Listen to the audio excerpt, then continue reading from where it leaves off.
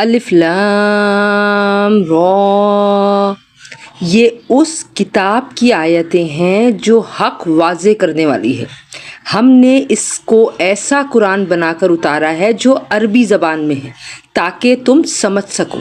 اے پیغمبر صلی اللہ علیہ وآلہ وسلم، ہم نے تم پر یہ قرآن جو وحی کے ذریعے بھیجا ہے، اس کے ذریعے ہم تمہیں ایک بہترین واقعہ سناتے ہیں، جبکہ تم اس سے پہلے اس واقعے سے بالکل بے خبر تھے۔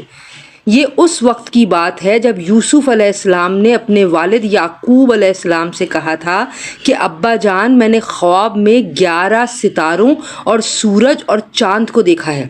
میں نے دیکھا ہے کہ یہ سب مجھے سجدہ کر رہے ہیں۔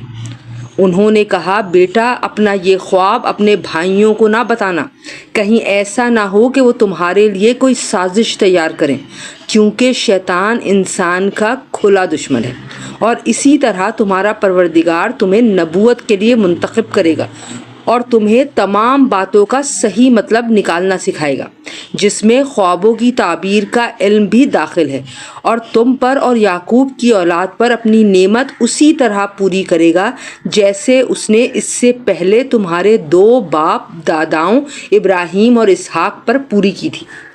یقیناً تمہارا پروردگار علم کا بھی مالک ہے اور حکمت کا بھی مالک۔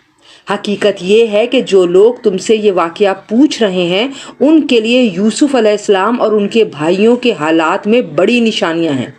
یہ اس وقت کا واقعہ ہے جب یوسف علیہ السلام کہ ان سوتیلے بھائیوں نے آپس میں کہا تھا کہ یقینی طور پر ہمارے والد کو ہمارے مقابلے میں یوسف اور اس کے حقیقی بھائی بنیامین سے زیادہ محبت ہے، حالانکہ ہم ان کے لیے ایک مضبوط جھتہ بنے ہوئے ہیں۔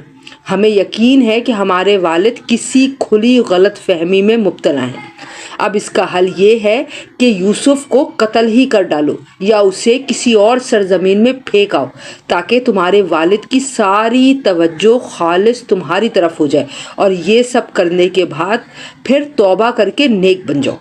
انہی میں سے ایک کہنے والے نے کہا، یوسف کو قتل تو نہ کرو، البتہ اگر تمہیں کچھ کرنا ہی ہے تو اسے کسی اندھے کنویں میں پھینک آؤ تاکہ کوئی قافلہ اسے اٹھا کر لے جائے۔ چنانچہ ان بھائیوں نے اپنے والد سے کہا کہ ابا، یہ آپ کو کیا ہو گیا ہے کہ آپ یوسف علیہ السلام کے معاملے میں ہم پر اطمینان نہیں کرتے، حالانکہ اس میں کوئی شک نہ ہونا چاہیے کہ ہم اس کے پکے خیر خواہ ہیں۔ کل آپ اسے ہمارے ساتھ تفریح کے لیے بھیج دیجیے تاکہ وہ کھائے پیے اور کچھ کھیل کود لے، اور یقین رکھیے کہ ہم اس کی پوری حفاظت کریں گے۔ یعقوب علیہ السلام نے کہا، تم اسے لے جاؤ گے تو مجھے اس کی جدائی کا غم ہوگا، اور مجھے یہ اندیشہ بھی ہے کہ کسی وقت جب تم اس کی طرف سے غافل ہو تو کوئی بھیڑیا اسے کھا جائے۔ وہ بولے، ہم ایک مضبوط جتھے کی شکل میں ہیں، اگر پھر بھی بھیڑیا اسے کھا جائے تو ہم تو بالکل ہی گئے گزرے ہوئے۔ اور پھر ہوا یہ کہ جب وہ ان کو اپنے ساتھ لے گئے اور انہوں نے یہ طے کر ہی رکھا تھا کہ انہیں ایک اندھے کنویں میں ڈال دیں گے، چنانچہ ڈال بھی دیا، تو ہم نے یوسف علیہ السلام پر وحی بھیجی کہ ایک وقت آئے گا جب تم ان سب کو جتلاؤ گے کہ انہوں نے یہ کام کیا کیا تھا، اور اس وقت انہیں پتہ بھی نہ ہوگا کہ تم کون ہو۔ اور رات کو وہ سب اپنے باپ کے پاس روتے ہوئے پہنچ گئے، کہنے لگے، ابا جی، یقین جانیے ہم دوڑنے کا مقابلہ کرنے چلے گئے تھے اور ہم نے یوسف کو اپنے سامان کے پاس چھوڑ دیا تھا، اتنے میں ایک بھیڑیا اسے کھا گیا، اور آپ ہماری بات کا یقین نہیں کریں گے چاہے ہم کتنے ہی سچے ہوں۔ اور وہ یوسف علیہ السلام کی قمیص پر جھوٹ موٹ کا خون بھی لگا کر لے آئے تھے۔ ان کے والد نے کہا، حقیقت یہ نہیں ہے، بلکہ تمہارے دلوں نے اپنی طرف سے ایک بات بنا لی ہے، اب تو میرے لیے صبر ہی بہتر ہے، اور جو باتیں تم بنا رہے ہو ان پر اللہ ہی کی مدد درکار ہے۔ اور دوسری طرف جس جگہ انہوں نے یوسف علیہ السلام کو کنویں میں ڈالا تھا، وہاں ایک قافلہ آیا۔ قافلے کے لوگوں نے ایک آدمی پانی لانے کے لیے بھیجا، اور اس نے اپنا ڈول کنویں میں ڈالا تو وہاں یوسف علیہ السلام کو دیکھ کر پکار اٹھا، لو خوشخبری سنو، یہ تو ایک لڑکا ہے۔ اور قافلے والوں نے انہیں ایک تجارت کا مال سمجھ کر چھپا لیا، اور جو کچھ وہ کر رہے تھے اللہ کو اس کا پورا علم تھا۔ اور پھر انہوں نے یوسف علیہ السلام کو بہت کم قیمت میں بیچ دیا جو گنتی کے چند درہموں کی شکل میں تھی، اور ان کو یوسف سے کوئی دلچسپی نہیں تھی۔ اور مصر کے جس آدمی نے انہیں خریدا اس نے اپنی بیوی سے کہا کہ اس کو عزت سے رکھنا، مجھے ایسا لگتا ہے کہ یہ ہمیں فائدہ پہنچائے گا یا پھر ہم اسے بیٹا بنا لیں گے۔ اس طرح ہم نے اس سرزمین میں یوسف کے قدم جمائے تاکہ انہیں باتوں کا صحیح مطلب نکالنا سکھائیں، اور اللہ کو اپنے کام پر پورا قابو حاصل ہے، لیکن بہت سے لوگ نہیں جانتے۔ اور جب یوسف علیہ السلام اپنی بھری جوانی کو پہنچے تو ہم نے انہیں حکمت اور علم عطا کیا، اور جو لوگ نیک کام کرتے ہیں ان کو ہم اسی طرح بدلہ دیتے ہیں۔ اور جس عورت کے گھر میں وہ رہتے تھے اس نے ان کو ورغلانے کی کوشش کی اور سارے دروازوں کو بند کر دیا۔ کہنے لگی آ بھی جاؤ۔ یوسف نے کہا اللہ کی پناہ، وہ میرا آقا ہے، اس نے مجھے اچھی طرح رکھا ہے۔ سچی بات یہ ہے کہ جو لوگ ظلم کرتے ہیں انہیں فلاح حاصل نہیں ہوتی۔ اس عورت نے تو واضح طور پہ یوسف علیہ السلام کے ساتھ برائی کا ارادہ کر لیا تھا، اور یوسف علیہ السلام کے دل میں بھی اس عورت کا خیال آ چلا تھا۔ اگر وہ اپنے رب کی دلیل کو نہ دیکھ لیتے، ہم نے ایسا اس لیے کیا تاکہ ان سے برائی اور بے حیائی کا رخ پھیر دیں۔ بے شک وہ ہمارے منتخب بندوں میں سے تھے۔ اور دونوں آگے پیچھے دروازے کی طرف دوڑے، اور اس کشمکش میں اس عورت نے ان کی قمیص کو پیچھے کی طرف سے پھاڑ ڈالا۔ اتنے میں دونوں نے اس عورت کے شوہر کو دروازے پر کھڑا پایا۔ اس عورت نے فوراً بات بنانے کے لیے اپنے شوہر سے کہا کہ جو کوئی تمہاری بیوی کے ساتھ برائی کا ارادہ کرے اس کی سزا اس کے سوا اور کیا ہے کہ اسے قید کر دیا جائے یا کوئی اور دردناک سزا دی جائے۔ یوسف علیہ السلام نے کہا یہ خود تھیں جو مجھے ورغلا رہی تھیں۔ اور اس عورت کے خاندان ہی میں سے ایک گواہی دینے والے نے یہ گواہی دی کہ اگر یوسف کی قمیص سامنے کی طرف سے پھٹی ہو تو عورت سچ کہتی ہے اور وہ جھوٹے ہیں، اور اگر ان کی قمیص پیچھے کی طرف سے پھٹی ہے تو عورت جھوٹ بولتی ہے اور یہ سچے ہیں۔ پھر جب شوہر نے دیکھا کہ ان کی قمیص پیچھے سے پھٹی ہے تو اس نے کہا کہ یہ تم عورتوں کی مکاری ہے، واقعی تم عورتوں کی مکاری بڑی سخت ہے۔ یوسف علیہ السلام تم اس بات کا کچھ خیال نہ کرو، اور اے عورت تم اپنے گناہ کی معافی مانگ، یقینی طور پر تو ہی خطا کار تھی۔ اور شہر میں کچھ عورتیں یہ باتیں کرنے لگیں کہ عزیز کی بیوی اپنے نوجوان غلام کو ورغلا رہی ہے، اس نوجوان کی محبت نے اسے فریفتہ کر لیا ہے۔ ہمارے خیال میں تو یقینی طور پر وہ کھلی گمراہی میں مبتلا ہے۔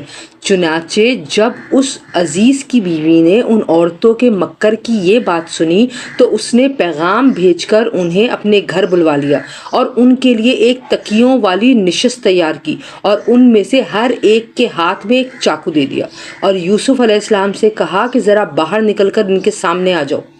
اب جوان عورتوں نے یوسف علیہ السلام کو دیکھا تو انہیں حیرت انگیز حد تک حسین پایا، اور ان کے حسن سے مبہوت ہو کر اپنے ہاتھ کاٹ ڈالے اور بول اٹھیں کہ ماشاء اللہ یہ شخص کوئی انسان نہیں ہے، ایک قابل تکریم فرشتے کے سوا یہ کچھ اور نہیں ہو سکتا۔ عزیز کی بیوی نے کہا اب دیکھو یہ ہے وہ شخص جس کے بارے میں تم نے مجھے طعنے دیے تھے۔ یہ بات واقعی سچ ہے کہ میں نے اپنا مطلب نکالنے کے لیے اس پر ڈورے ڈالے، مگر یہ بچ نکلا، اور اگر یہ میرے کہنے پر عمل نہیں کرے گا تو اسے قید ضرور کیا جائے گا اور یہ ذلیل ہو کر رہے گا۔ یوسف علیہ السلام نے دعا کی کہ یا رب یہ عورتیں مجھے جس کام کی دعوت دے رہی ہیں اس کے مقابلے میں قید خانہ مجھے زیادہ پسند ہے، اور اگر تو نے مجھے ان کی چالاکیوں سے محفوظ نہ کیا تو میرا دل بھی ان کی طرف کھنچنے لگے گا، اور جو لوگ جہالت کے کام کرتے ہیں ان میں بھی شامل ہو جاؤں گا۔ چنانچہ یوسف علیہ السلام کے رب نے ان کی دعا قبول کی اور ان عورتوں کی چالوں سے انہیں محفوظ رکھا۔ بے شک وہی ہے جو ہر بات سننے والا، ہر چیز جاننے والا ہے۔ پھر ان لوگوں نے یوسف علیہ السلام کی پاک دامنی کی بہت سی نشانیاں دیکھ لینے کے بعد بھی مناسب یہی سمجھا کہ انہیں ایک مدت تک قید خانے میں بھیج دیں۔ اور یوسف علیہ السلام کے ساتھ 2 اور نوجوان قید خانے میں داخل ہوئے۔ ان میں سے ایک نے ایک دن یوسف علیہ السلام سے کہا کہ میں خواب میں اپنے آپ کو دیکھتا ہوں کہ میں شراب نچوڑ رہا ہوں، اور دوسرے نے کہا کہ میں خواب میں یوں دیکھتا ہوں کہ میں نے اپنے سر پر روٹی اٹھائی ہوئی ہے اور پرندے اس میں سے کھا رہے ہیں، ذرا ہمیں اس کی تعبیر بتاؤ، ہمیں تم ایک نیک آدمی نظر آتے ہو۔ یوسف علیہ السلام نے کہا جو کھانا تمہیں قید خانے میں دیا جاتا ہے وہ ابھی آنے نہیں پائے گا کہ میں تمہیں اس کی حقیقت بتاؤں گا۔ یہ اس علم کا حصہ ہے جو میرے پروردگار نے مجھے عطا فرمایا ہے، اور یہ اس علم کا صرف ایک حصہ ہے، مگر اس سے پہلے میری ایک بات سنو۔ بات یہ ہے کہ میں نے ان لوگوں کا دین چھوڑ دیا ہے جو اللہ پر ایمان نہیں رکھتے اور جو آخرت کے منکر ہیں، اور میں نے اپنے باپ دادا ابراہیم، اسحاق اور یعقوب کے دین کی پیروی کی ہے۔ ہمیں یہ حق نہیں ہے کہ اللہ کے ساتھ کسی بھی چیز کو شریک ٹھہرائیں۔ یہ توحید کا عقیدہ ہم پر اور تمام لوگوں پر اللہ کے فضل کا حصہ ہے، لیکن اکثر لوگ اس نعمت کا شکر ادا نہیں کرتے۔ اے میرے قید خانے کے ساتھیوں، کیا بہت سے متفرق رب بہتر ہیں یا وہ ایک اللہ جس کا اقتدار سب پر چھایا ہوا ہے؟ اس کے سوا جس کی تم عبادت کرتے ہو ان کی حقیقت چند ناموں سے زیادہ نہیں ہے جو تم نے اور تمہارے باپ داداؤں نے رکھ لیے ہیں۔ اللہ نے ان کے حق میں کوئی دلیل نہیں اتاری۔ حاکمیت اللہ کے سوا کسی کو حاصل نہیں ہے۔ اسی نے یہ حکم دیا ہے کہ اس کے سوا کسی کی عبادت نہ کرو۔ یہی سیدھا دین ہے، لیکن اکثر لوگ نہیں جانتے۔ اے میرے قید خانے کے ساتھیوں، اب اپنے خوابوں کی تعبیر سنو۔ تم میں سے ایک کا معاملہ تو یہ ہے کہ وہ قید سے آزاد ہو کر اپنے آقا کو شراب پلائے گا، رہا دوسرا تو اسے سولی دی جائے گی جس کے نتیجے میں پرندے اس کے سر کو نوچ کر کھائیں گے۔ جس معاملے میں تم پوچھ رہے تھے اس کا فیصلہ اسی طرح ہو چکا ہے، اور ان دونوں میں سے جس کے بارے میں ان کا گمان تھا کہ وہ رہا ہو جائے گا، اس سے یوسف علیہ السلام نے کہا کہ اپنے آقا سے میرا بھی تذکرہ کر دینا۔ پھر ہوا یہ کہ شیطان نے اس کو یہ بات بھلا دی کہ وہ اپنے آقا سے یوسف علیہ السلام کا تذکرہ کرتا۔ چنانچہ وہ کئی برس قید خانے میں رہے، اور چند سال بعد مصر کے بادشاہ نے اپنے درباریوں سے کہا کہ میں خواب میں کیا دیکھتا ہوں کہ 7 موٹی تازی گائیں ہیں جنہیں 7 دبلی پتلی گائیں کھا رہی ہیں، نیز 7 خوشے ہرے بھرے ہیں اور 7 اور ہیں جو سوکھے ہوئے ہیں۔ اے درباریوں، اگر تم خواب کی تعبیر دے سکتے ہو تو میرے اس خواب کا مطلب بتاؤ۔ انہوں نے کہا کہ یہ پریشان قسم کے خیالات معلوم ہوتے ہیں اور ہم خوابوں کی تعبیر کے علم سے واقف بھی نہیں۔ اور ان 2 قیدیوں میں سے جو رہا ہو گیا تھا اور اسے ایک لمبے عرصے کے بعد یوسف علیہ السلام کی بات یاد آئی تھی، اس نے کہا کہ میں آپ کو اس خواب کی تعبیر بتائے دیتا ہوں، بس مجھے یوسف علیہ السلام کے قید خانے میں بھیج دیجیے۔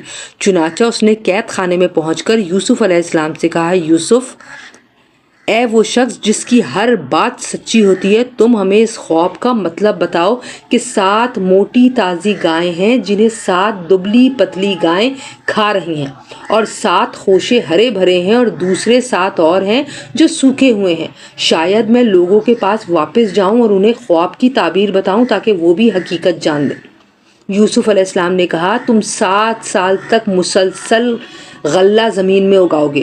اس دوران جو فصل کاٹو اس کو اس کے بالیوں ہی میں رہنے دینا، البتہ تھوڑا سا غلہ جو تمہارے کھانے کے کام آئے وہ نکال لیا کرو، اور پھر اس کے بعد تم پر 7 سال ایسے آئیں گے جو بڑے سخت ہوں گے، اور جو کچھ ذخیرہ تم نے ان سالوں کے واسطے جمع کر کے رکھا ہوگا اس کو کھا جائیں گے۔ ہاں، البتہ تھوڑا سا حصہ جو تم محفوظ کر سکو گے صرف وہ بچ جائے گا۔ پھر اس کے بعد 1 سال ایسا آئے گا جس میں لوگوں پر خوب بارش ہوگی اور وہ اس میں انگور کا شیرہ نچوڑیں گے۔ اور بادشاہ نے کہا کہ اس کو یعنی یوسف علیہ السلام کو میرے پاس لے کر آؤ۔ چنانچہ جب ان کے پاس ایلچی پہنچا تو یوسف علیہ السلام نے کہا، اپنے مالک کے پاس واپس جاؤ اور ان سے پوچھو کہ ان عورتوں کا کیا قصہ ہے جنہوں نے اپنے ہاتھ کاٹ ڈالے تھے۔ میرا پروردگار ان عورتوں کے مکر سے خوب واقف ہے۔ بادشاہ نے ان عورتوں کو بلا کر ان سے کہا، تمہارا کیا قصہ تھا جب تم نے یوسف علیہ السلام کو ورغلانے کی کوشش کی تھی؟ ان سب عورتوں نے کہا کہ ماشاء اللہ ہم کو ان میں ذرا بھی تو کوئی برائی معلوم نہیں ہوئی۔ عزیز کی بیوی نے کہا کہ اب تو حق بات سب پر کھل ہی گئی ہے، میں نے ہی ان کو ورغلانے کی کوشش کی تھی اور حقیقت یہ ہے کہ وہ بالکل سچے ہیں۔ جب یوسف علیہ السلام کو قید خانے میں اس گفتگو کی خبر ملی تو انہوں نے کہا کہ یہ سب کچھ میں نے اس لیے کیا تاکہ عزیز کو یہ بات یقین کے ساتھ معلوم ہو جائے کہ میں نے اس کی غیر موجودگی میں اس کے ساتھ کوئی خیانت نہیں کی، اور یہ بھی کہ جو لوگ خیانت کرتے ہیں اللہ ان کے فریب کو چلنے نہیں دیتا، اور میں یہ دعویٰ نہیں کرتا کہ میرا نفس بالکل پاک صاف ہے۔ واقعہ یہ ہے کہ نفس تو برائی کی تلقین کرتا ہی رہتا ہے، ہاں میرا رب رحم فرما دے تو بات اور ہے کہ اس صورت میں نفس کا کوئی داؤ نہیں چلتا۔ بے شک میرا رب بہت بخشنے والا بڑا مہربان ہے۔ اور بادشاہ نے کہا کہ اس کو میرے پاس لے آؤ، میں اسے خالص اپنا معاون بناؤں گا۔ چنانچہ جب یوسف علیہ السلام بادشاہ کے پاس آ گئے اور بادشاہ نے ان سے باتیں کی تو اس نے کہا، آج سے ہمارے پاس تمہارا بڑا مرتبہ ہوگا اور تم پر پورا بھروسہ کیا جائے گا۔ یوسف علیہ السلام نے کہا کہ آپ مجھے ملک کے خزانوں کے انتظام پر مقرر کر دیجئے، یقین رکھیے کہ مجھے حفاظت کرنا خوب آتا ہے اور میں اس کام کا پورا علم رکھتا ہوں۔ اور اس طرح ہم نے یوسف علیہ السلام کو ملک میں ایسا اقتدار عطا کیا کہ وہ اس میں جہاں چاہیں اپنا ٹھکانہ بنائیں۔ ہم اپنی رحمت جس کو چاہتے ہیں پہنچاتے ہیں اور نیک لوگوں کے اجر کو ضائع نہیں کرتے، اور آخرت کا جو اجر ہے وہ ان لوگوں کے لیے کہیں زیادہ بہتر ہے جو ایمان لاتے اور تقوی پر کاربند رہتے ہیں۔ اور جب قحط پڑا تو یوسف کے بھائی آئے اور ان کے پاس پہنچے تو یوسف نے انہیں پہچان لیا اور وہ یوسف علیہ السلام کو نہیں پہچانے۔ اور جب یوسف علیہ السلام نے ان کا سامان تیار کر دیا تو ان سے کہا کہ آئندہ اپنے باپ شریک بھائی کو بھی میرے پاس لے کر آنا۔ کیا تم یہ نہیں دیکھ رہے ہو کہ میں پیمانہ بھر بھر کر دیتا ہوں اور میں بہترین مہمان نواز بھی ہوں؟ اب اگر تم اسے لے کر نہ آئے تو میرے پاس تمہارے لیے کوئی غلہ نہیں ہوگا اور تم میرے پاس بھی نہ پھٹکنا۔ وہ بولے، ہم اس کے والد کو اس کے بارے میں بہلانے کی کوشش کریں گے کہ وہ اسے ہمارے ساتھ بھیج دے، اور ہم ایسا ضرور کریں گے۔ اور یوسف علیہ السلام نے اپنے نوکروں سے کہہ دیا کہ وہ ان بھائیوں کا مال جس کے بدلے انہوں نے غلہ خریدا ہے انہی کے کجاؤں میں رکھ دے، تاکہ جب یہ اپنے گھر والوں کے پاس واپس پہنچے تو اپنے مال کو پہچان لیں، شاید اس احسان کی وجہ سے وہ دوبارہ آئیں۔ چنانچہ جب وہ اپنے والد کے پاس پہنچے تو انہوں نے کہا، ابا جان، آئندہ ہمیں غلہ دینے سے انکار کر دیا گیا ہے، لہٰذا آپ ہمارے بھائی بنیامین کو ہمارے ساتھ بھیج دیجئے تاکہ ہم پھر غلہ لا سکیں، اور یقین رکھیے کہ ہم اس کی پوری حفاظت کریں گے۔ والد نے کہا، کیا میں اس کے بارے میں تم پر ویسا ہی بھروسہ کروں جیسا اس کے بھائی یوسف علیہ السلام کے بارے میں تم پر پہلے کیا تھا؟ خیر، اللہ سب سے بڑھ کر نگہبان ہے اور وہ سب سے بڑھ کر رحم فرمانے والا ہے۔ اور جب انہوں نے اپنا سامان کھولا تو دیکھا کہ ان کا مال بھی ان کو لوٹا دیا گیا ہے۔ وہ کہنے لگے، ابا جان، ہمیں اور کیا چاہیے؟ یہ ہمارا مال ہے جو ہمیں لوٹا دیا گیا ہے، اور اس مرتبہ ہم اپنے گھر والوں کے لیے اور غلہ لائیں گے، اپنے بھائی کی حفاظت کریں گے اور ایک اونٹ کا بوجھ زیادہ لے کر آئیں گے۔ اس طرح یہ زیادہ غلہ بڑی آسانی سے مل جائے گا۔ والد نے کہا، میں اس بنیامین کو تمہارے ساتھ اس وقت تک ہرگز نہیں بھیجوں گا جب تک تم اللہ کے نام پر مجھ سے یہ عہد نہ کرو کہ اسے ضرور میرے پاس واپس لے کر آؤ گے، اِلّاً یہ کہ تم واقعی بے بس ہو جاؤ۔ چنانچہ جب انہوں نے اپنے والد کو یہ عہد دے دیا تو والد نے کہا، جو قول و قرار ہم کر رہے ہیں اس پر اللہ نگہبان ہے، اور ساتھ ہی یہ بھی کہا کہ میرے بیٹو، تم سب ایک دروازے سے شہر میں داخل نہ ہونا بلکہ مختلف دروازوں سے داخل ہونا۔ میں اللہ کی مشیت سے تمہیں نہیں بچا سکتا، حکم اللہ کے سوا کسی کا نہیں چلتا۔ اسی پر میں نے بھروسہ کر رکھا ہے، اور جن جن کو بھروسہ کرنا ہو انہیں چاہیے کہ اسی پر بھروسہ کریں۔ اور جب وہ بھائی اسی طرح مصر میں داخل ہوئے جس طرح ان کے والد نے کہا تھا تو یہ عمل اللہ کی مشیت سے ان کو ذرا بھی بچانے والا نہیں تھا، لیکن یعقوب علیہ السلام کے دل میں ایک خواہش تھی جو انہوں نے پوری کر لی۔ بے شک وہ ہمارے سکھائے ہوئے علم کے حامل تھے، لیکن اکثر لوگ معاملے کی حقیقت نہیں جانتے۔ اور جب یہ لوگ یوسف علیہ السلام کے پاس پہنچے تو انہوں نے اپنے سگے بھائی بنیامین کو اپنے پاس خاص جگہ دی اور انہیں بتایا کہ میں تمہارا بھائی ہوں، لہٰذا تم ان باتوں پر رنجیدہ نہ ہونا جو یہ دوسرے بھائی کرتے رہے ہیں۔ پھر جب یوسف علیہ السلام نے ان کا سامان تیار کر دیا تو پانی پینے کا پیالہ اپنے سگے بھائی کے کجاوے میں رکھوا دیا۔ پھر ایک منادی نے پکار کر کہا کہ اے قافلے والو، تم چور ہو۔ انہوں نے ان کی طرف مڑ کر پوچھا کہ کیا چیز ہے جو تم سے گم ہو گئی ہے؟ انہوں نے کہا کہ ہمیں بادشاہ کا پیمانہ نہیں مل رہا، اور جو شخص اسے لا کر دے گا اس کو ایک اونٹ کا بوجھ انعام میں ملے گا، اور میں اس انعام کے دلوانے کی ذمہ داری لیتا ہوں۔ وہ بھائی بولے، اللہ کی قسم آپ لوگ جانتے ہیں کہ ہم زمین میں فساد پھیلانے کے لیے نہیں آئے ہیں اور نہ ہم چوری کرنے والے لوگ ہیں۔ انہوں نے کہا کہ اگر تم لوگ جھوٹے ثابت ہوئے تو اس کی کیا سزا ہوگی؟ انہوں نے کہا اس کی سزا یہ ہے کہ جس کے کجاوے میں سے وہ پیالہ مل جائے وہ خود سزا میں دھر لیا جائے۔ جو لوگ ظلم کرتے ہیں ہم ان کو ایسی ہی سزا دیا کرتے ہیں۔ چنانچہ یوسف علیہ السلام نے اپنے سگے بھائی کے تھیلے سے پہلے دوسرے بھائیوں کی تھیلے کی تلاشی شروع کی، پھر اس پیالے کو اپنے سگے بھائی کے تھیلے میں سے برآمد کر لیا۔ اس طرح ہم نے یوسف کی خاطر یہ تدبیر کی۔ اللہ کی یہ مشیت نہ ہوتی تو یوسف کے لیے یہ ممکن نہیں تھا کہ وہ بادشاہ کے قانون کے مطابق اپنے بھائی کو اپنے پاس رکھ لیتے، اور ہم جس کو چاہتے ہیں اس کے درجے بلند کر دیتے ہیں، اور جتنے علم والے ہیں ان سب کے اوپر ایک بڑا علم رکھنے والا موجود ہے۔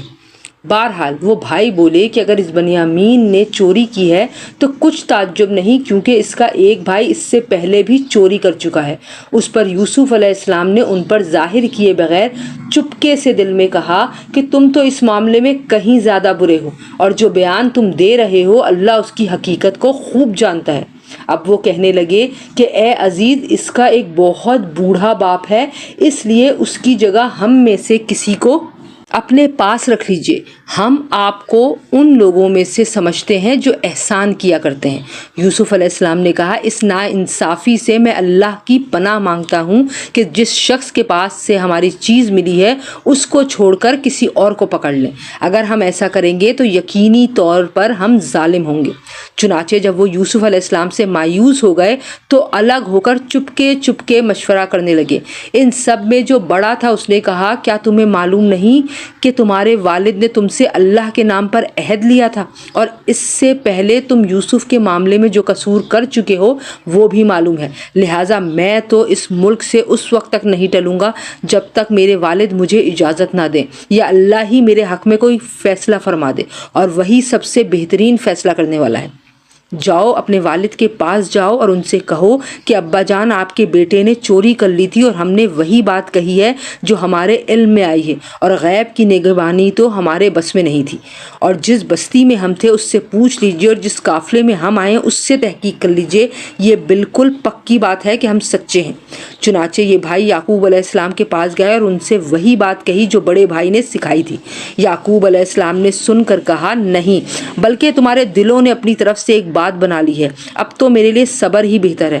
کچھ بعید نہیں کہ اللہ میرے پاس ان سب کو لے آئے، بے شک اس کا علم بھی کامل ہے، حکمت بھی کامل۔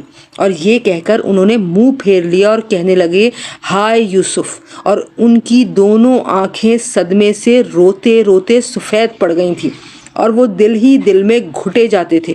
ان کے بیٹے کہنے لگے اللہ کی قسم آپ یوسف کو یاد کرنا نہیں چھوڑیں گے، یہاں تک کہ بالکل گھل کر رہ جائیں گے یا ہلاک ہو بیٹھیں گے۔ یعقوب علیہ السلام نے کہا میں اپنے رنج و غم کی فریاد تم سے نہیں صرف اللہ سے کرتا ہوں، اور اللہ کے بارے میں جتنا میں جانتا ہوں تم نہیں جانتے۔ میرے بیٹو جاؤ اور یوسف علیہ السلام اور اس کے بھائی کا کچھ سراغ لگاؤ، اور اللہ کی رحمت سے نا امید نہ ہو، یقین جانو اللہ کی رحمت سے وہی لوگ نا امید ہوتے ہیں جو کافر ہیں۔ چنانچہ جب وہ یوسف علیہ السلام کے پاس پہنچے تو انہوں نے یوسف علیہ السلام سے کہا اے عزیز، ہم پر اور ہمارے گھر والوں پر سخت مصیبت پڑی ہوئی ہے، اور ہم ایک معمولی سی پونجی لے کر آئے ہیں، آپ ہمیں پورا پورا غلہ دے دیجئے اور اللہ کے لیے ہم پر احسان کیجئے، یقیناً اللہ اپنی خاطر احسان کرنے والوں کو بڑا اجر عطا فرماتا ہے۔ یوسف علیہ السلام نے کہا تمہیں کچھ پتہ ہے کہ تم جہالت میں مبتلا تھے تو تم نے یوسف علیہ السلام اور اس کے بھائی کے ساتھ کیا کیا کیا تھا؟ اس پر وہ بول اٹھے ارے کیا تم ہی یوسف ہو؟ یوسف علیہ السلام نے کہا میں یوسف ہوں اور یہ میرا بھائی ہے، اللہ نے ہم پر بڑا احسان فرمایا ہے۔ حقیقت یہ ہے کہ جو شخص تقوی اور صبر سے کام لیتا ہے تو اللہ نیکی کرنے والوں کا اجر ضائع نہیں کرتا۔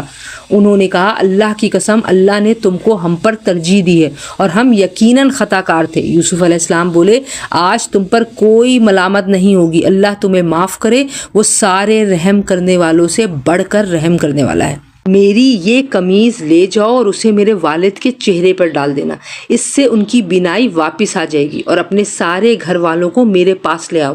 اور جب یہ قافلہ مصر سے کنعان کی طرف روانہ ہوا تو ان کے والد نے کنعان میں آس پاس کے لوگوں سے کہا کہ اگر تم مجھے یہ نہ کہو کہ بوڑھا سٹھیا گیا ہے تو مجھے تو یوسف کی خوشبو آ رہی ہے۔ لوگوں نے کہا اللہ کی قسم آپ ابھی تک اپنی پرانی غلط فہمی میں پڑے ہوئے ہیں۔ پھر جب خوشخبری دینے والا پہنچ گیا تو اس نے یوسف علیہ السلام کی قمیض ان کے منہ پر ڈال دی، چنانچہ فوراً ان کی بینائی واپس آ گئی۔ انہوں نے اپنے بیٹوں سے کہا کیا میں نے تم سے نہیں کہا تھا کہ اللہ کے بارے میں جتنا میں جانتا ہوں تم نہیں جانتے؟ وہ کہنے لگے ابا جان آپ ہمارے گناہوں کی بخشش کی دعا فرمائیے، ہم یقیناً بڑے خطا کار تھے۔ یعقوب علیہ السلام نے کہا میں عنقریب اپنے پروردگار سے تمہاری بخشش کی دعا کروں گا، بے شک وہی ہے جو بہت بخشنے والا بڑا مہربان ہے۔ پھر جب یہ سب لوگ یوسف علیہ السلام کے پاس پہنچے تو انہوں نے اپنے والدین کو اپنے پاس جگہ دی اور سب سے کہا کہ آپ سب مصر میں داخل ہو جائیں جہاں انشاءاللہ سب چین سے رہیں گے، اور انہوں نے اپنے والدین کو تخت پر بٹھایا اور وہ سب ان کے سامنے سجدے میں گر پڑے۔ اور یوسف علیہ السلام نے کہا ابا جان یہ میرے پرانے خواب کی تعبیر ہے جسے میرے پروردگار نے سچ کر دکھایا، اور اس نے مجھ پر بڑا احسان فرمایا کہ مجھے قید خانے سے نکال دیا اور آپ لوگوں کو دیہات سے یہاں لے آئے۔ حالانکہ اس سے پہلے شیطان نے میرے اور میرے بھائیوں کے درمیان فساد ڈلوا دیا تھا۔ حقیقت یہ ہے کہ میرا پروردگار جو کچھ چاہتا ہے اس کے لیے بڑی لطیف تدبیریں کرتا ہے، بے شک وہی ہے جس کا علم بھی کامل ہے، حکمت بھی کامل۔ میرے پروردگار تو نے مجھے حکومت سے بھی حصہ عطا فرمایا اور مجھے تعبیر خواب کے علم سے بھی نوازا۔ آسمانوں اور زمین کے پیدا کرنے والے تو ہی دنیا اور آخرت میں میرا رکھوالا ہے، مجھے اس حالت میں دنیا سے اٹھانا کہ میں تیرا فرما بردار ہوں اور مجھے نیک لوگوں میں شامل کرنا۔ اے پیغمبر صلی اللہ علیہ وآلہ وسلم یہ تمام واقعہ غیب کی خبروں کا ایک حصہ ہے جو ہم تمہیں وحی کے ذریعے بتا رہے ہیں، اور تم اس وقت ان یوسف کے بھائیوں کے پاس موجود نہیں تھے جب انہوں نے سازش کر کے اپنا فیصلہ پختہ کر لیا تھا کہ یوسف علیہ السلام کو کنویں میں ڈالیں گے۔ اس کے باوجود اکثر لوگ ایمان لانے والے نہیں ہیں، چاہے تمہارا کیسا ہی دل چاہتا ہو، حالانکہ تم ان سے اس تبلیغ پر کوئی اجرت نہیں مانگتے۔ یہ تو دنیا جہاں کے سب لوگوں کے لیے بس ایک نصیحت کا پیغام ہے، اور آسمانوں اور زمین میں کتنی ہی نشانیاں ہیں جن پر ان کا گزر ہوتا رہتا ہے، مگر یہ ان سے منہ موڑے جاتے ہیں۔ اور ان میں سے اکثر لوگ ایسے ہیں کہ اللہ پر ایمان رکھتے بھی ہیں تو اس طرح کہ وہ اس کے ساتھ شریک بھی کرتے جاتے ہیں۔ بھلا کیا ان لوگوں کو اس بات کا ذرا ڈر نہیں ہے کہ اللہ کے عذاب کی کوئی بلا آ کر ان کو لپیٹ لے، یا ان پر قیامت اچانک ٹوٹ پڑے اور انہیں پہلے سے احساس بھی نہ ہو؟ اے پیغمبر صلی اللہ علیہ وآلہ وسلم کہہ دو کہ یہ میرا راستہ ہے، میں بھی پوری بصیرت کے ساتھ اللہ کی طرف بلاتا ہوں، اور جنہوں نے میری پیروی کی ہے وہ بھی، اور اللہ ہر قسم کے شرک سے پاک ہے، اور میں ان لوگوں میں سے نہیں ہوں جو اللہ کے ساتھ کسی کو بھی شریک ٹھہراتے ہیں۔ اور ہم نے تم سے پہلے جو رسول بھیجے وہ سب مختلف بستیوں میں بسنے والے انسان ہی تھے جن پر ہم وحی بھیجتے تھے۔ کیا ان لوگوں نے زمین میں چل پھر کر یہ نہیں دیکھا کہ ان سے پہلے کی قوموں کا انجام کیسا ہوا؟ اور آخرت کا گھر یقیناً ان لوگوں کے لیے کہیں بہتر ہے جنہوں نے تقوی کو اختیار کیا۔ کیا پھر بھی تم عقل سے کام نہیں لیتے؟ پچھلے انبیاء کے ساتھ بھی یہی ہوا کہ ان کی قوموں پر عذاب آنے میں کچھ دیر لگی، یہاں تک کہ جب پیغمبر لوگوں سے مایوس ہو گئے اور کافر لوگ یہ سمجھنے لگے کہ انہیں جھوٹی دھمکیاں دی گئی تھیں تو ان پیغمبروں کے پاس ہماری مدد پہنچ گئی، یعنی کافروں پر عذاب آیا، اور جن کو ہم چاہتے تھے انہیں بچا لیا گیا، اور جو لوگ مجرم ہوتے ہیں ان سے ہمارے عذاب کو ٹالا نہیں جا سکتا۔ یقیناً ان کے واقعات میں عقل و ہوش رکھنے والوں کے لیے بڑا عبرت کا سامان ہے۔ یہ کوئی ایسی بات نہیں ہے جو جھوٹ موٹ گڑھ لی گئی ہو، بلکہ اس سے پہلے جو کتابیں آ چکی ہیں ان کی تصدیق ہے اور ہر بات کی وضاحت، اور جو لوگ ایمان لائے ان کے لیے ہدایت اور رحمت کا سامان۔